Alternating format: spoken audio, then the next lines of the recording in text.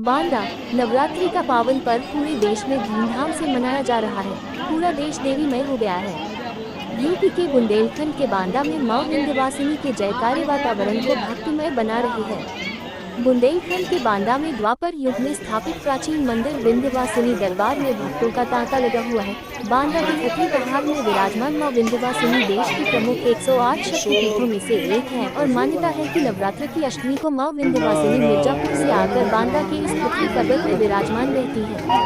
बांदा के गिरवा थाना क्षेत्र के शेरपुर गांव में स्थित खतरी पर्वत का पौराणिक रिश्ता द्वापर युग में राजा कंस के शासन में कारागार नंद बाबा और मां देवकी से जुड़ा है। ये जो आप सफेद रंग का पहाड़ देख रहे हैं यह खतरी पहाड़ है, जिसको कारागार में कैद नंद बाबा की देवी रूपी कन्या ने कोढ़ी होने का श्राप दिया था, क्योंकि नंद बाबा और माता देवकी की संतान के रूप में जन्मी कन्या रूपी देवी को जब कंस ने कारागार में एक पत्थर में पटकने का प्रयास किया था, तभी वो कन्या रूपी देवी कंस के हाथ से निकलकर आकाश में विलीन हो गई थी। और उसके बाद मान्यता है कि नंद बाबा की देवी रूपी कन्या बांदा के इसी खतरी पहाड़ में आई थी, लेकिन इस पहाड़ ने देवी रूपी कन्या का भार सहन करने से इनकार कर दिया था, जिससे क्रोधित होकर देवी कन्या के श्राप से इस पर्वत का रंग सफेद हो गया था और इस पर्वत में गोल हो गया था। तभी से इस पर्वत का नाम खतरी पहाड़ पड़ गया। और इस पहाड़ के अनुनय विनय करने के बाद देवी कन्या ने आकाशवाणी की थी कि वह प्रत्येक अष्टमी को भक्तों को यहाँ दर्शन देती रहेंगी। और तब से इस प्राचीन मंदिर में नवरात्रि के अवसर पर जबरदस्त धार्मिक मेला लगता चला रहा है। इसके बाद 1974 में गिरवा में एक ब्राह्मण परिवार बद्री प्रसाद दुबे की नातिन शांता को मां विंध्यवासिनी ने दर्शन दिए थे और इच्छा प्रकट की थी कि पर्वत के मंदिर की स्थापना कराई जाए,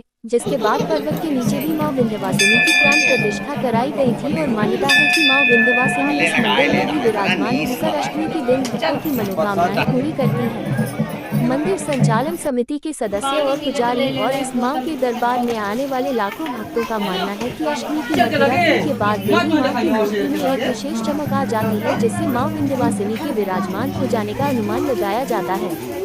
ये माता विंध्यवासिनी का बहुत प्राचीन मंदिर है। मैं 22 किलोमीटर का सफर तय करके बांदा से माता विंध्यवासिनी के दर्शन करने के दिन आया हुआ था और मैंने 511 सीढ़ी चढ़ के उतर के अब मैंने माता की मन्नता मांग के मेरी माता मेरी सारी मन्नता मेरी माता पूरी करे। और ऊपर ऐसी मान्यता है माता की सातों बहनों में जो भी कोई मान्यता मानता है तो उसकी सारी मन्नत माता स्वीकार करती है। यहाँ पे विशेषता ये है कि यहाँ पे प्राचीन मंदिर ऊपर बहुत पुराना मंदिर है और उससे भी ज़्यादा कह सकते हैं। और उस ऊपर सातों बहनें विराजमान है। एक नीचे भी नया मंदिर भी बना हुआ है, वहाँ भी माता दुर्गा प्रवेश करती हैं। ऊपर सातों बहन विराजमान करती हैं, उससे कोई भी मन्नत आप मांगिए तुरंत आपकी मन्नत स्वीकार करती है माता।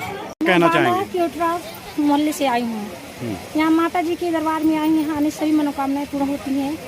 माँ देवी सभी की रक्षा रखती हैं। यहाँ आने बहुत लोग आते हैं, संसार में हर बार आते हैं। कौन सा स्थान है ये, क्या बोलते हैं? विंध्यवासिनी है गिरवा खतरी पहाड़ में माता रानी के स्थान है। पंडित सुशील अवस्थी मेरा नाम है। श्री सिद्धदात्री विंध्यवासिनी खतरी पहाड़ माता जी विंध्यवासिनी का स्थान।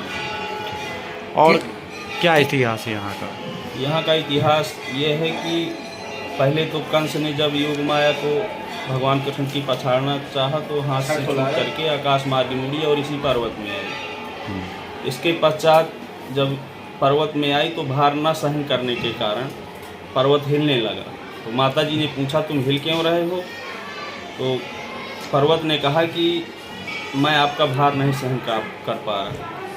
तो इसको कोढ़ी होने का श्राप दे करके माता जी यहाँ से जाने लगी।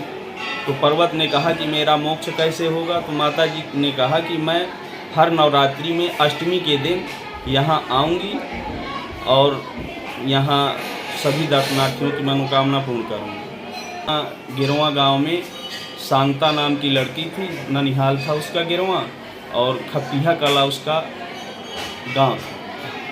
तो 6 साल 7 महीने की लड़की थी शांता, उसके सिरे आई।